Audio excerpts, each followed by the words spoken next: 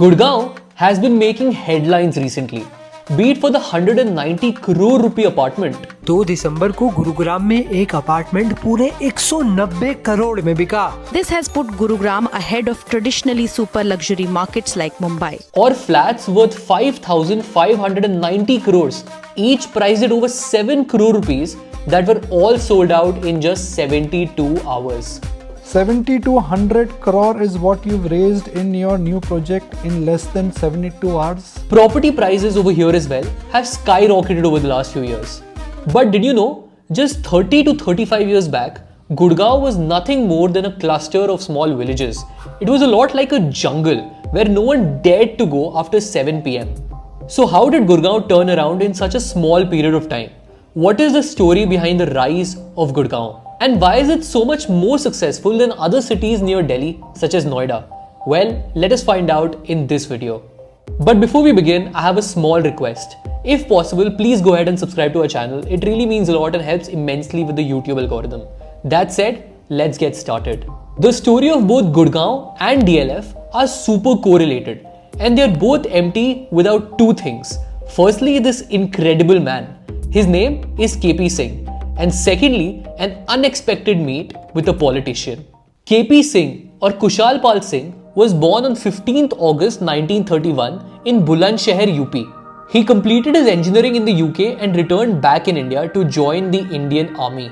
While in the Indian Army, he met Colonel Chaudhry Raghvinder Singh, who was really impressed by this young man and wanted him to marry his daughter, Indra Singh, and join the family business. Now here is where the story of DLF starts. DLF stands for Delhi Land and Finance, and it was started in 1946 by Chaudhry Raghvinder Singh. Initially, the company's focus was on developing residential colonies in Delhi. Its first major project was the development of DLF Model Town, which set a new benchmark for urban planning in Delhi, the capital city.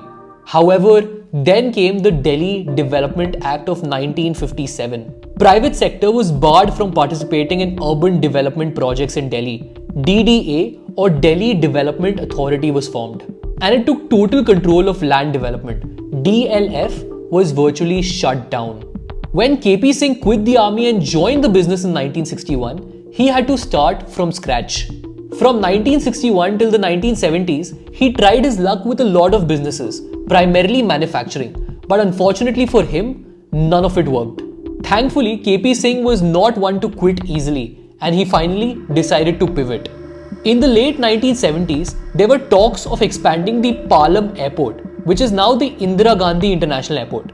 There were plans to introduce a new terminal, which we now know as Terminal 2. KP Singh expected this development of the airport to bolster nearby areas, and DLF began purchasing land in Gurgaon.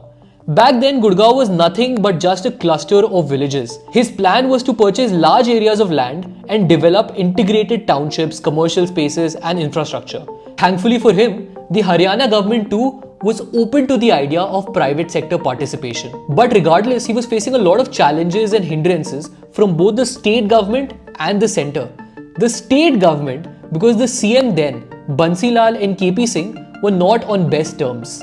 However, this is when the unexpected encounter with a politician happens. In 1980, Congress Party's General Secretary was going to his farmhouse in Mehroli via Gurgaon. His jeep suddenly halted because the engine was overheated.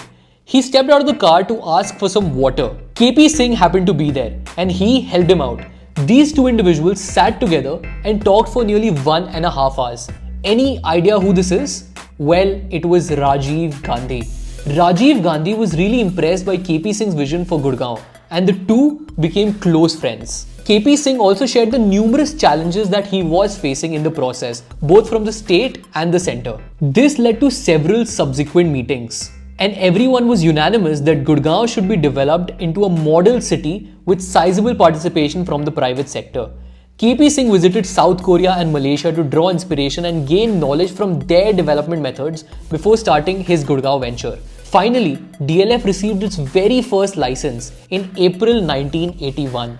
A big reason for the success of both DLF and Gurgaon has been the integrated development model and the liberalization of 1991. Instead of focusing solely on residential or commercial projects, DLF adopted a holistic strategy by creating self-sufficient ecosystems. This included residential townships, office complexes, shopping malls, schools, hospitals, and recreational spaces, all within a single development. Talking about this, KP Singh shares as to how he had to convince hospitals like Medanta and schools to set up shop in Gurgaon, many a times offering them area at a much discounted rate.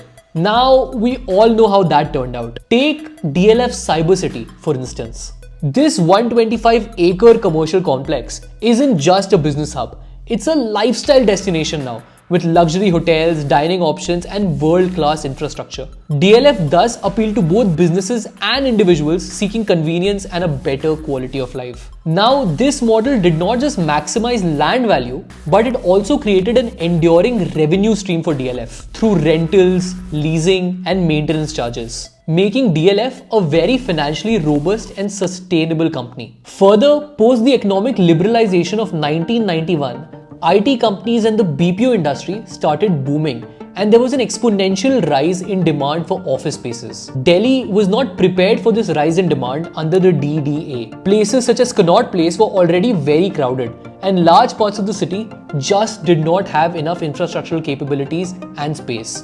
DLF, however, was quick to adapt to these changing market dynamics. And that's when the company began to execute large-scale projects with great speed and efficiency. General Electric was one of the first big companies to set up shop in the DLF city, but that was just the start. Other global companies also began arriving as tenants, such as British Airways, American Express, Nestle, and IBM, to name a few. Now, one might wonder as to why Gurgaon is so much more successful than other cities near Delhi, right? Such as Noida and Faridabad.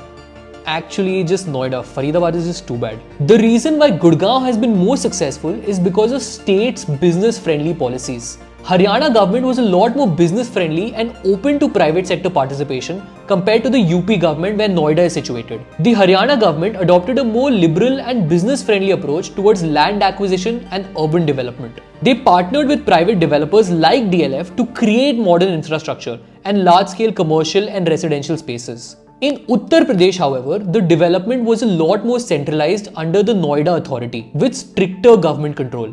Further, while Gurgaon heavily relied on public-private partnership, the PPP model, where private developers had significant autonomy to shape urban growth, Noida, by contrast, relied heavily on the state government.